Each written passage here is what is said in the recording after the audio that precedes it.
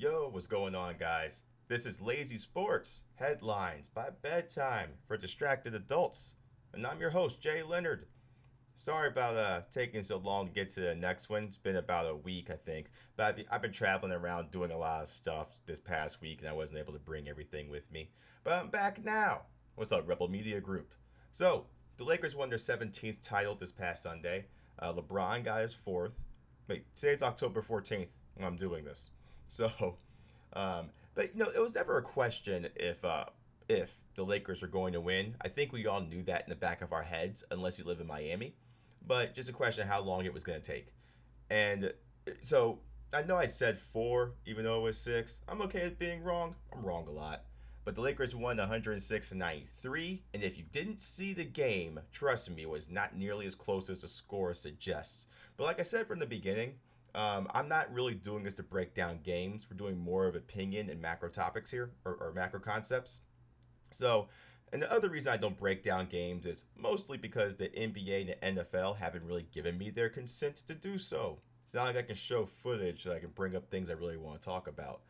But with games like the last one, what's the point in breaking it down anyway? The Heat shot 32% in the first half. The Lakers were over 50%. The first half. The Lakers led by the rebound, second chance points, or I think the transition points actually went towards the Heat.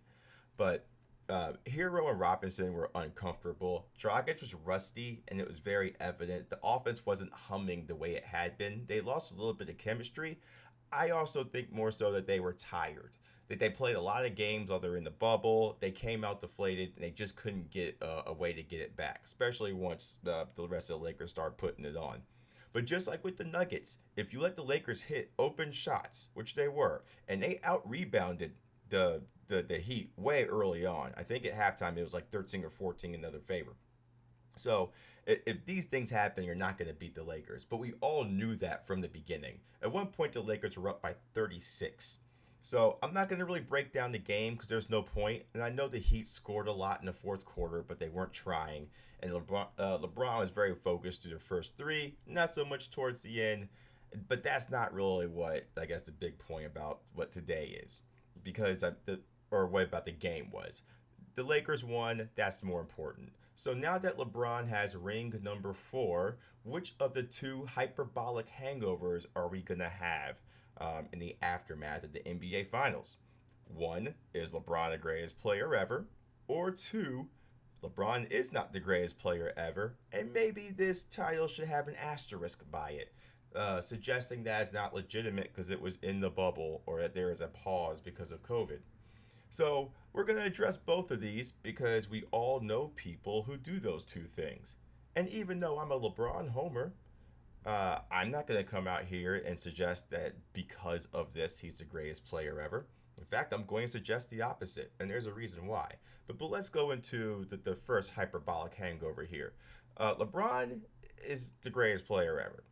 So you're going to hear some people say that, and then it's going to be met by vehement rebuttals of no, it's not because it's Jordan. But hey, let's look at this. LeBron can't be the greatest player ever. And you want to know why? Because the sports media won't allow him to be.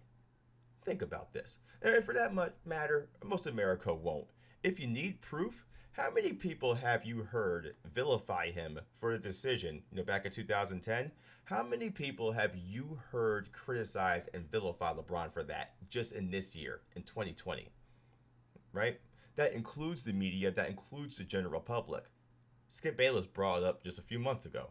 But how many times have you heard people criticize LeBron for political opinions, charity work, or advocacy of any kind? Jordan historically hasn't been vocal about anything political or anything remotely polarizing. One, because it was the 90s and athletes, even though they did have voices back then, there wasn't a 24-hour news cycle to really promote that. And two, because he had to protect the brand. Or should I say, Nike spent millions and millions of dollars on lawyers to protect his brand. But all I'm saying is, this is why LeBron can't be the greatest, is because there is an active system of sports media and people that are really nostalgic about basketball that won't let it happen. because, and I'm gonna get into this later. Actually, just let me work it up real quick here. For those of you that are upset by the Lakers winning, that's fine, because I mean, we don't, we don't like teams that perform well all the time unless you kind of live in that area or you have some sort of affinity to the team. For instance, there's a lot of Cowboy fans that really like the Cowboys in the 90s, haven't really watched football since, but they're Cowboys fans because that's their default answer. Same thing with Laker fans. There are people that loved Kobe, don't really watch now, but if someone were to ask their favorite team, Laker fans by default. Same thing with the Bulls. Hey, I watched a few Michael Jordan dunk contests. He was really hot in 98. It was one of the biggest things on earth. I'm a Bulls fan, even though I haven't watched the NBA since 2001. That kind of stuff happens all the time. But if there's any people, that that are even suggesting that it's rigged, because I've heard that. I mean, if you go on my Facebook timeline, it's ridiculous. If anybody suggesting that it's rigged, I just got one thing to say to all of you: grow up. Grow up. Don't be that guy grasping at straws trying to find like any reason to discredit the hard work of other human beings, because that's pathetic. Just stop that. Some things in sports are rigged. Your favorite team losing because of a decade of a conspiracy requiring the cooperation of thousands of people, hundreds of thousands of people, like refs and thousands of players, just so they can make two bad calls so LeBron can win this one? Nah, grow up. You want to know what's rigged in sports? TV contracts. MVP voting. The Heisman. You want to know what isn't?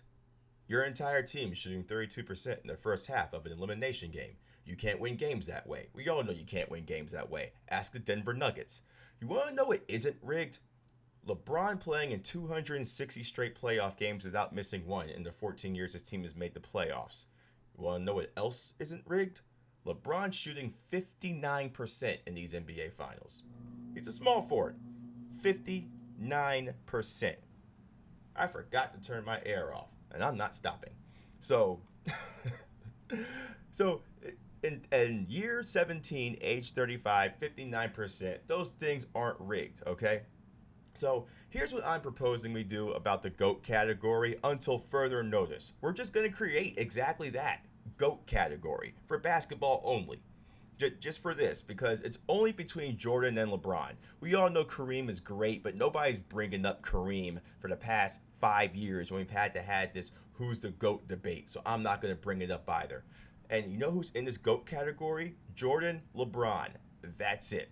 And I know what you're going to say. Well, Jay, there can't be two best players of all time. Yes, there can. Yeah, there can be. We're going to do it. Why not? Let's not just do convention and tradition for tradition's sake here. Why not? Let's just say two of the best. And when people ask who's the best wrestler of all time, some people say Hulk Hogan, some people say Ric Flair. Why not? If you ask Pepsi who has the best cola, they'll say Coca-Cola, but in their commercials, they're going to say Pepsi. That was a horrible example. Sorry, that wasn't good at all. But all I'm saying is we're going to create this category because the rules are actually very fair here. I'm creating a qualifier, just like people have created qualifiers for LeBron for the past 5 to 6 years.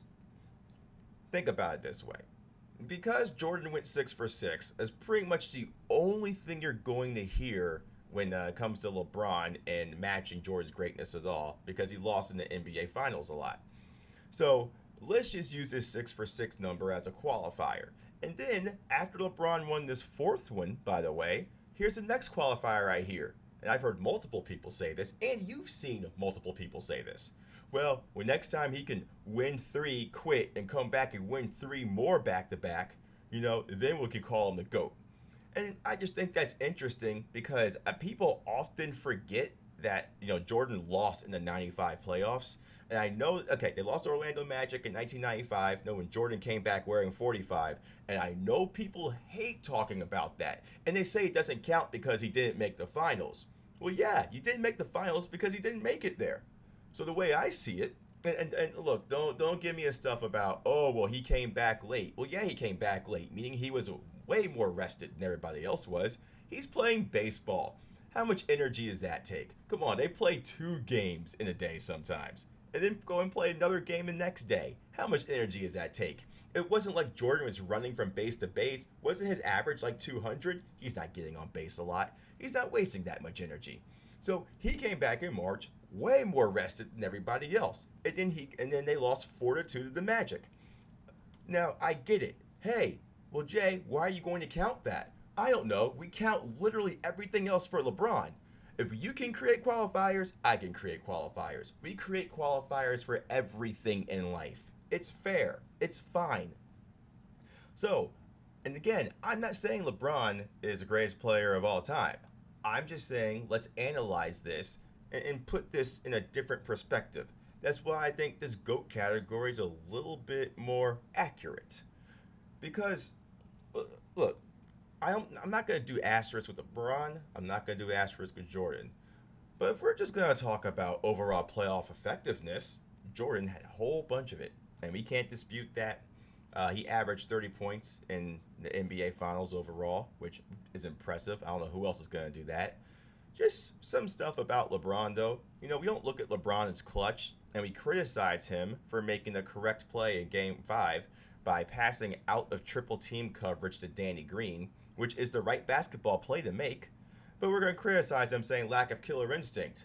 Meanwhile, LeBron has more playoff buzzer beaters than anybody else in history, including 2 of our favorites, Michael Jordan and the late Kobe Bryant. And another interesting part about that is LeBron has as many playoff buzzer beaters as the both of them combined. So if we're going to talk about LeBron not being clutch, I just think we need to revisit that argument because you're wrong. If LeBron even if LeBron wins 6 titles, we're going to change a qualifier from he won 6 to, well, he didn't win 6, a three-peat, take a break, then another three-peat. Let's say he wins 7. It's possible. Not likely, but possible. Then we're going to change it to, well, LeBron didn't win a dunk contest in the 90s or 80s. And so we're going to create qualifiers all the time. And there's a reason why we're going to do it like this. The reason why is because the question, who's the best basketball player of all time, is no longer an objective question. It's no longer a definitive thing. Now, normally when it comes to these kinds of things, it really isn't. But, normally in sports, it's not. But if we try to approach it objectively, we're not going to get anywhere. Because who's the greatest player of all time is an emotional question.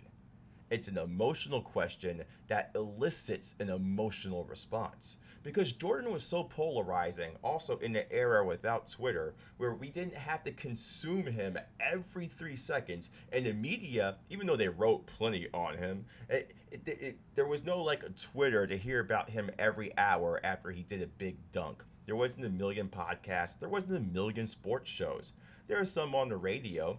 But we didn't have a way to digest all the things to make us sick of him. Because if we knew about Jordan while he was playing what we know now, we probably would be sick of him. If we found out about the gambling before a finals game, forcing his teammates to do it, if we learned about it right as it was happening, we probably would see it a little bit differently. If we learned about him punching Steve Kerr, if we learned about it, and again, I'm not a moralist. I'm not saying there's anything wrong with these things, because there isn't.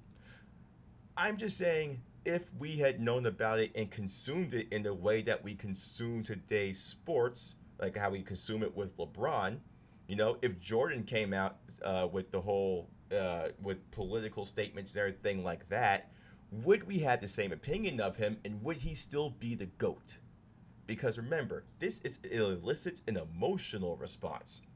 We were tired of LeBron by his first finals against the Spurs. And the reason why LeBron isn't the greatest player isn't because he didn't go 6 for 6 in the NBA Finals. It's because our criteria isn't perfect.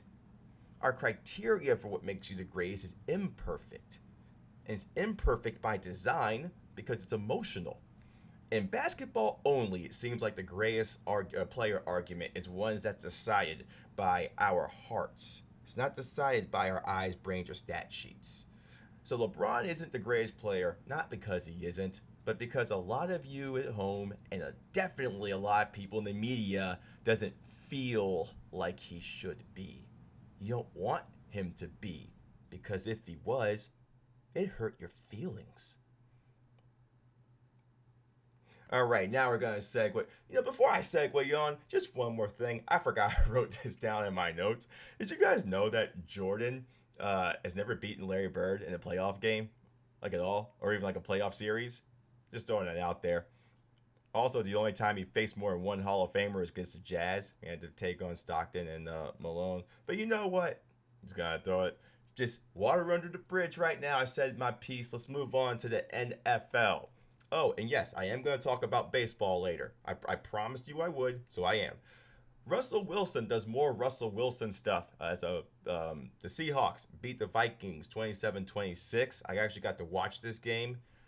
Thankfully, I was moving around a lot on Sunday, so I didn't get a chance to watch every game.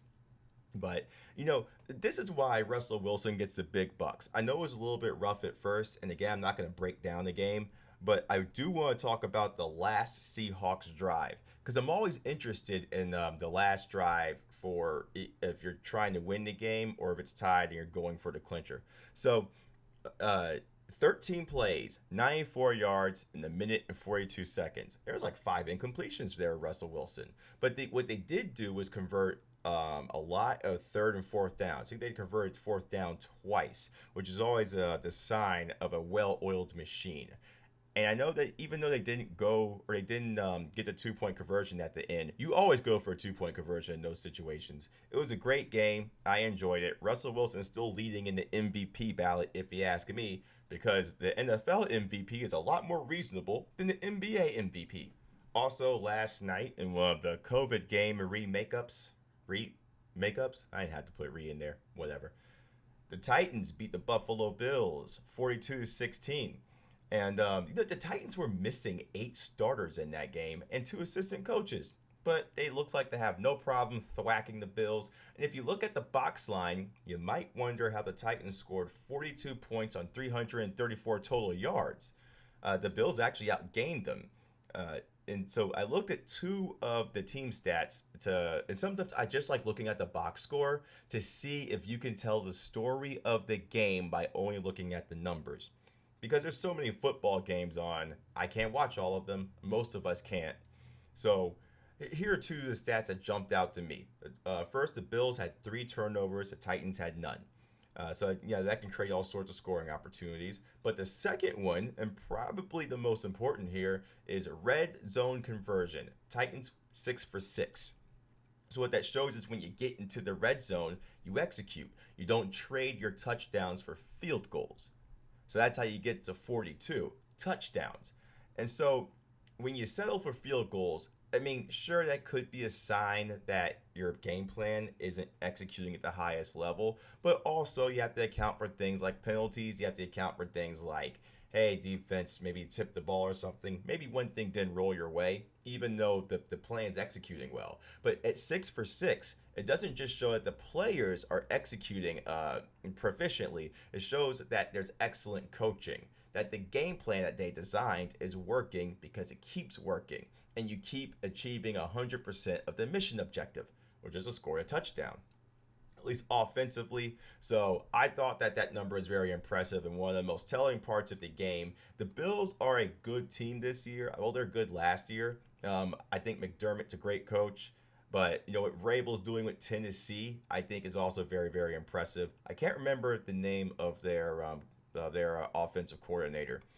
But, running efficient plays, and even though they didn't execute everything perfectly, the idea of the game plan, which was pound and open it up in the air, but also taking what you're given by when you get to shorter field yardage, when you get on a short field because of turnovers, I think worked out very well for them.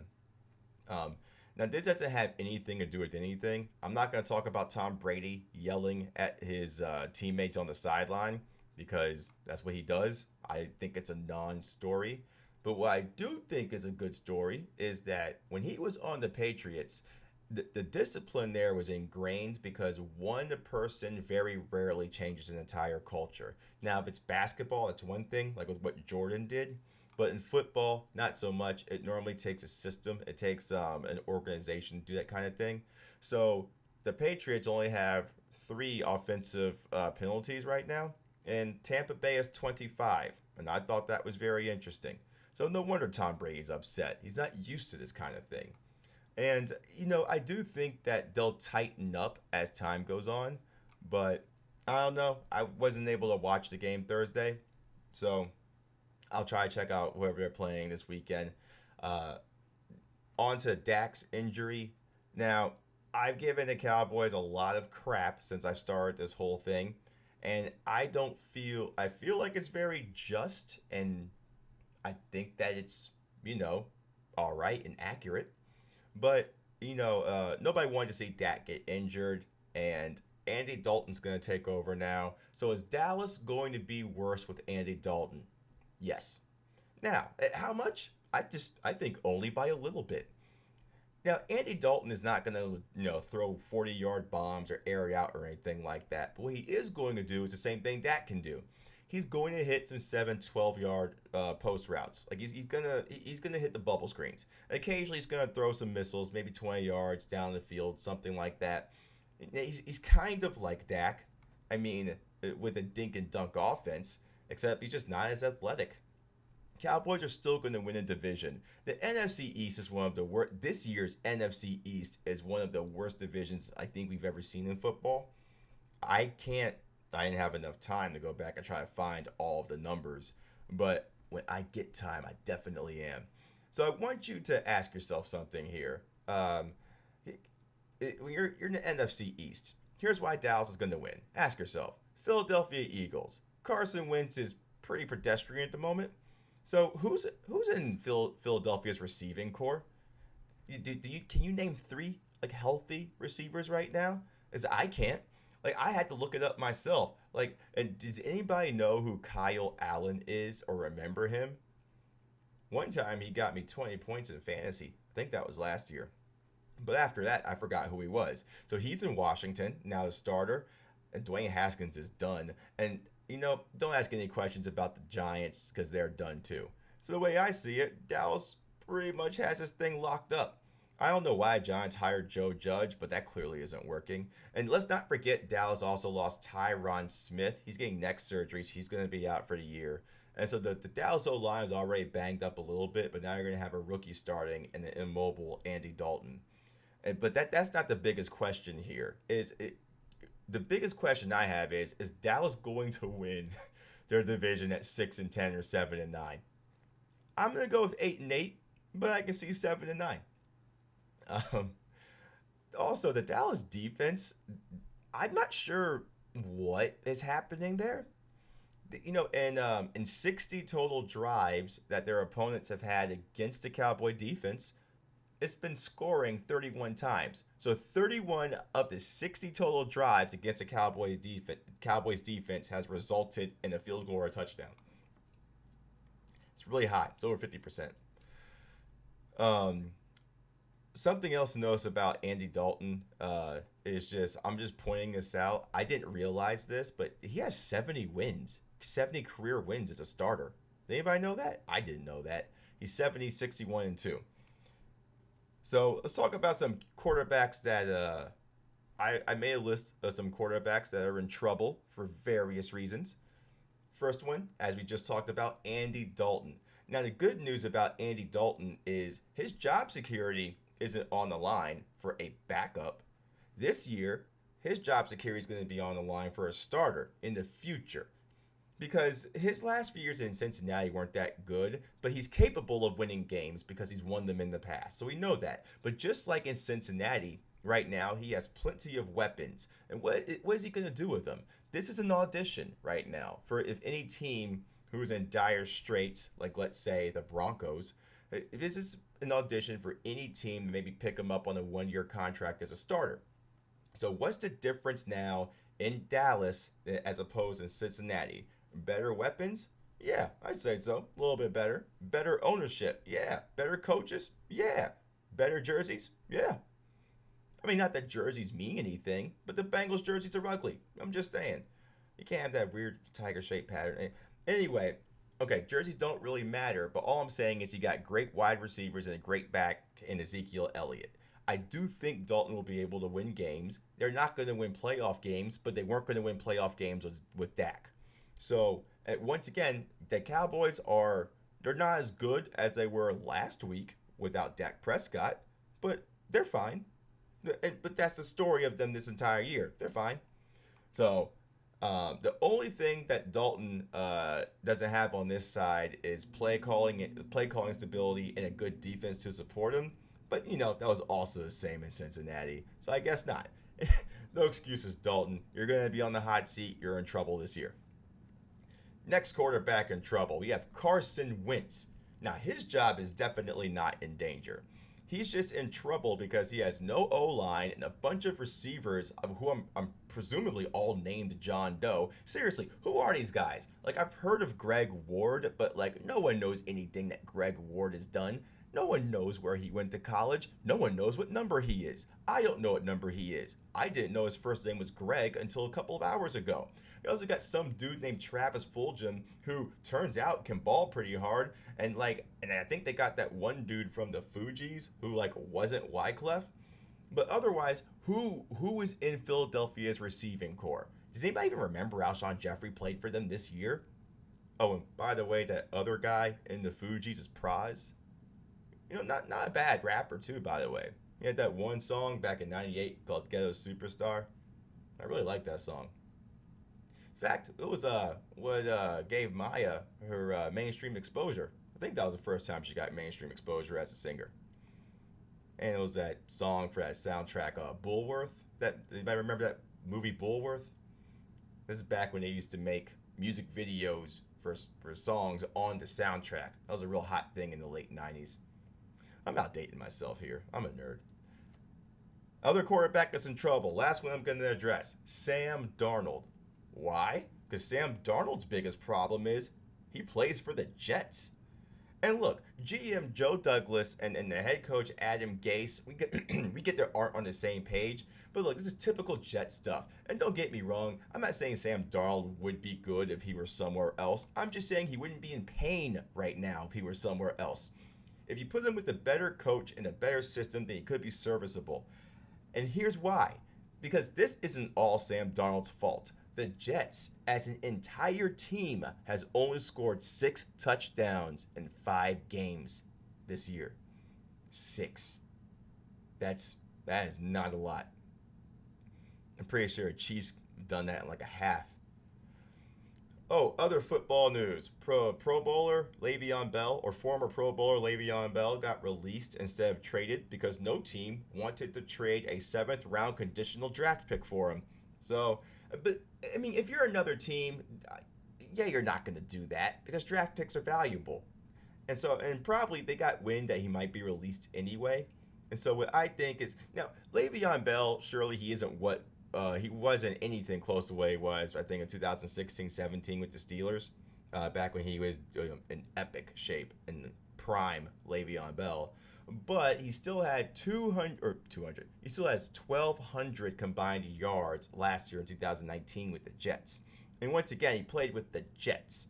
So you got Sam Darnold. You have the organizational dysfunction, lack of preparation. You're playing against Bill Belichick all the time. So he still can be serviceable. And I would not be surprised if he ended up in Arizona, because the running backs coach James Saxton is what guy who worked with him in Pittsburgh for 5 years. Or if he ends up on the Patriots. Why? Because that is the most Patriot thing to do. Oh, somebody is let go, someone in your division or conference? Yeah, let's snatch him up. So I think, oh man, can you imagine Cam Newton and Le'Veon Bell together? That'd be pretty cool. Here's another thing. Now Le'Veon, hear me out. Hear me out. Hear me out. Go to Dallas. I know you're not going to be a starter, but that's fine. Go to Dallas. Go to Dallas. Hang out in the backfield, Ezekiel Elliott. You have really good hands, too. Really good hands. You can run plenty of decoys. go up the middle, go out, catch in the flat as well. You can be a smaller version of a tight end on some plays, maybe. Who knows? There's a whole Pandora's box of things we can open up here, Le'Veon Bell. Go to Dallas. I know it's a long shot. I know it doesn't make sense, but go to Dallas. You'll be happy there. Moving on to Major League Baseball. And I know you guys cannot wait. I know all of you can't wait to see what I have prepared for this. And I got it. It's good. Check this out. I prepared a total of 15 seconds to talk about Major League Baseball because it's not the World Series. So here's a Final Four right now. It's between the Dodgers, the Braves, Atlanta Braves, the Tampa Bay Rays, and the Houston Astros.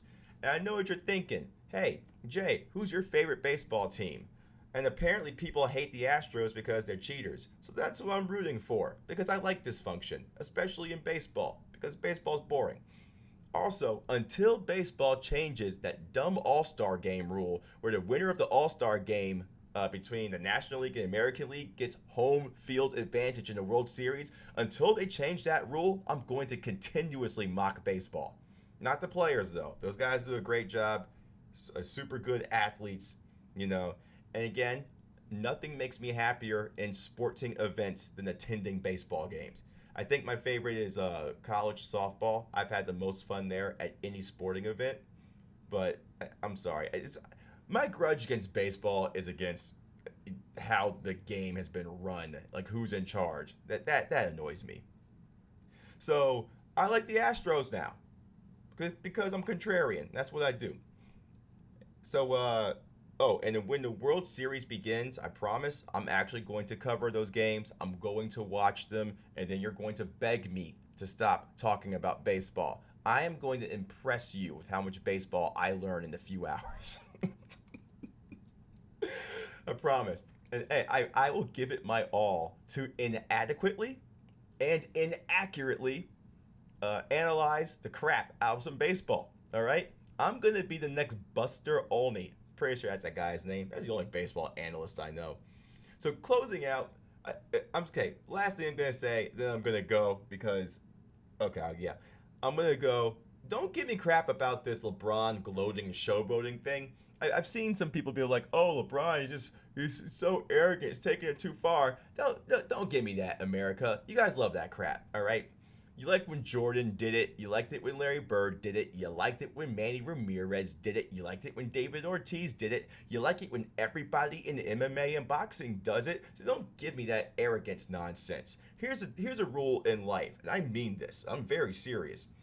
When you look at arrogance, you think about if you like that person or not. Because when people like them, it's confidence. When they don't like them, it's arrogance. Just keep that in mind. So they're pro athletes. All of them are arrogant, only on some level, and you have to be. Can you imagine being a cornerback in the NFL and you're not arrogant? If there's not something a little bit wrong with you. So don't give me this LeBron James mess about being arrogant and whatever, or about being arrogant and whatever. Get over it. Just accept LeBron for what he is. Just like him. Not like him. Just watch him. You don't have to like who he is as a person. That's fine. We all don't like each other all the time. We're humans. So I'm closing out with that. Remember, if you like them, it's confidence. If you don't like them, it's arrogance. Also, like your sports, love your family. And I'm gonna see you guys in a few days. I don't know when the World Series begins. I'll probably do something before then. Also, I'm going to start jumping into fantasy football because I got something very special prepared for you guys in fantasy football. And I'm going to start doing that too. Thanks for hanging in there with me. This is Lazy Sports. I'm Jay Leonard. Have a good night.